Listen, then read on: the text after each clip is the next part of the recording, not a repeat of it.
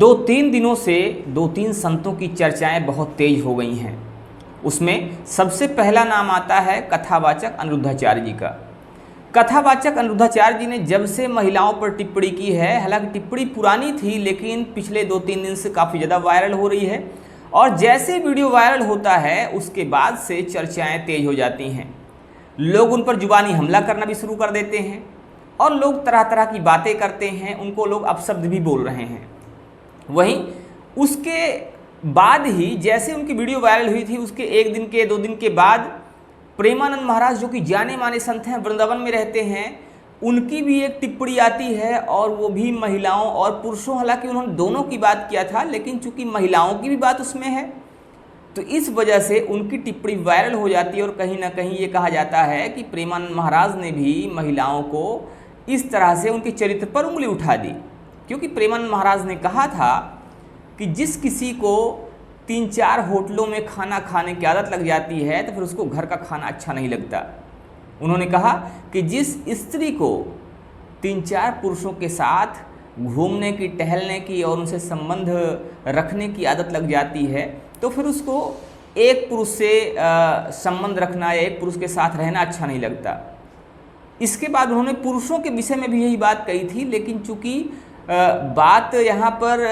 पीछे भी हुई है, महिलाओं संबंधित है, इसीलिए जो भी लोग इस वीडियो को वायरल कर रहे हैं तो वो सिर्फ महिलाओं वाला वीडियो वायरल कर रहे हैं। और इसके बाद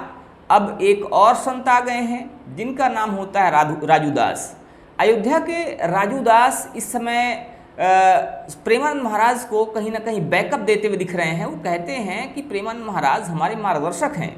और इसीलिए हम उनकी बात का समर्थन करते हैं।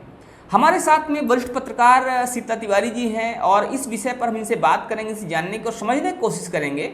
कि आखिर जो ये वीडियो वायरल हो रहा है और जिस तरह से संत एक ही रास्ते पर चलते हुए दिखाई दे रहे हैं, तो क्या ये समाज को एक नई दिशा देने की कोशिश है या कहीं ना कहीं समाज में एक आपसी विद्वेष फैलने वाला है? क्योंकि देखा ही जा रहा है कि लोग कहीं ना कहीं अब संतों पर ही एक जुबानी हमला करते हुए दिख रहे हैं। वो कह रहे हैं कि महिलाओं के चरित्र पर ऐसा कुठाराघात करना, इसकी आज़ादी किसने दिया? कौन ऐसा है जो आपको इस बात की आज़ादी देता है कि आप किसी महिला का चरित्र हनन करें? तो अब कहीं ना कहीं इस बात को, इस चीज़ को महिलाओं के चरित्र हनन से जोड़कर देखा जा रहा है, कहीं ना कहीं इसको महिलाओं के चरित्र पर हमला माना जा रहा है। तो तिवारी जी क्या कहते हैं इस पर आप? पांडे जी, सबसे बड़ी बात यह है कि अनिरुद्धाचार्य कथावाचक, प्रसिद्ध कथावाचक हैं, जहाँ की उनके कथाओं में लाखों पब्लिक होती है, लाखों लोग जाकर उनकी कथा सुनते हैं और प्रश्नोत्तरी के प्रश्नों का उत्तर भी लोग जो है पूछते हैं और कथावाचक जो अनिरुद्धाचार्य जी हैं वह जो है बताते हैं।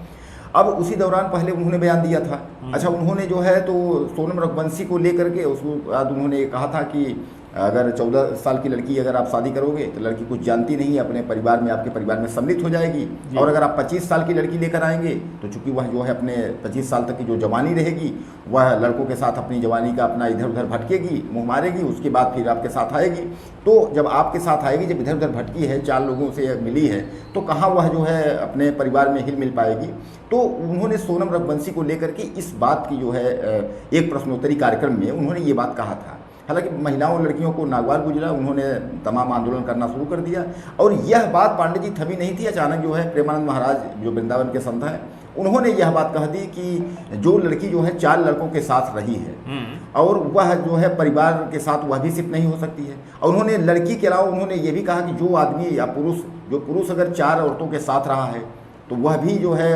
अपना जो है घर अपना एक महिला के साथ नहीं रह सकता। तो उन्होंने जो है यह जो आज का जो परिवेश है, इस परिवेश को देखते हुए उन्होंने चरित्र पर जो बात कर दी और खासकर उन्होंने जो अहम एक बात कर दी कि 100 में केवल 2-4 लड़कियां ऐसी हैं जो कि चरित्रवान है और अपना जो है सही चरित्र लेकर के और उसके बाद जो है पति के पास जाती हैं और पति के साथ जो है सम्मिलित हो जाती है, एक तरीके से मतलब उस घर में हिल मिल जाती हैं। और बाकी लड़कियों का हाल है यही कि भाई अब 4 जगह वो मुँह मारी हैं, 4 के साथ रही हैं, तो वह कैसे जो है इस पर लड़कियों को नागवार ये गुजरा कि अगर कोई पांडे जी और कोई कहा होता तो नॉर्मल व्यक्ति होता कोई कि नॉर्मल इस तरीके अगर कोई कहा होता है फला कह दिया। लेकिन क्या है कि मैं आपको बता दूं कि जैसे कुछ कथावाचक और संत, जैसे मान के चलिए कि देवकी नंदन ठाकुर हो गए, जी। प्रदीप मिश्रा जी हो गए, अनिरुद्धाचार्य हो गए, प्रेमानंद महाराज हो गए, धीरेन्द्र कृष्ण शास्त्री हो गए, यह चर्चित नाम है कथावाचकों में और संतों, एक तरीके से धर्मगुरुओं में आप मान के चलिए। अब यह लोग इस तरीके का अगर बयान देते हैं, अगर धीरेन्द्र कृष्ण शास्त्री, अगर बागेश्वर के बाबा का अगर वो इस तरीके का कोई बयान दे देते हैं तो वह उस पर बखेड़ा खड़ा हो जाता है। अच्छा तिवारी जी, यहाँ पर एक चीज़ मैं आपको रोकना चाहूँगा। जी जी। जब से अनिरुद्धाचार्य जी ने बयान दिया है तब से लोग अनिरुद्धाचार्य जी को पाखंडी कह रहे हैं, उनको एक तरह से ये कहा जाए कि बहुत ही ऐसे शब्द बोल रहे हैं जो कि नहीं कहना चाहिए, उनको घृणित मानसिकता वाला भी कह रहे हैं, उनको अनपढ़ कोई कह रहा है, कोई कुछ भी कह रहा है। देखिए, तो अनिरुद्धाचार्य जी को पाखंडी, जो बात पाखंडी वाली आ रही है कि अनिरुद्धाचार्य जी पाखंडी हैं और वो पाखंड फैला रहे हैं, उनको ज्ञान नहीं है, अनिरुद्धाचार्य जी की इस बात को लेकर आप कितना सहमत हैं? आपको क्या लगता है कि अनिरुद्धाचार्य जी की जो बातें हैं क्या वो निराधार होती हैं या बिना सोची समझी होती हैं? देखिए पंडित जी, ऐसा है कि अगर एक किसी ने अगर बयान दे दिया, जैसे वह जो है जाने माने कथावाचक हैं अनिरुद्धाचार्य जी, और तमाम जो है वहाँ उनके तमाम एक तरीके से जो है जैसे अन्नपूर्णा योजना है, खाना पीना का तमाम वहाँ चलता है, गौरी गोपाल के नाम से वहाँ बहुत कुछ मथुरा वृंदावन में, और दोनों संत एक तरीके से, यानी ये कथावाचक और वह जो है संत, यह दोनों लोग जो है वहीं के हैं, वृंदावन मथुरा के।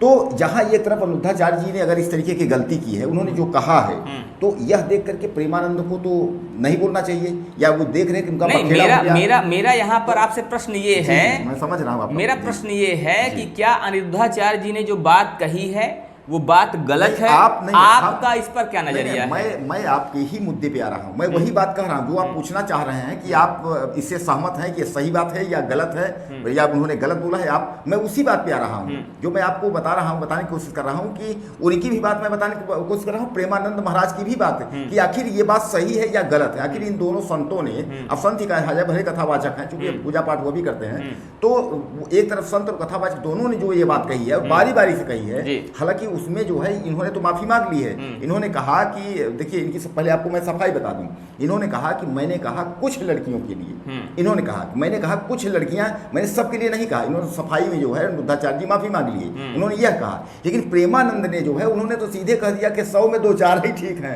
बाकी 97 जो है और 96 खराब हैं। उन्होंने तो इस तरीके से सीधे कह दिया चरित्र पर जो है। देखिए पांडे जी, जो आप कह रहे हैं कि यह जो है इन्होंने इस तरीके का बयान दिया, यह कहाँ तक सही है, तो मैं आपको बता दूं कि उन्होंने जो बयान दिया है, तो आज के परिवेश में मुस्कान रस्तोगी और उसके बाद सोनम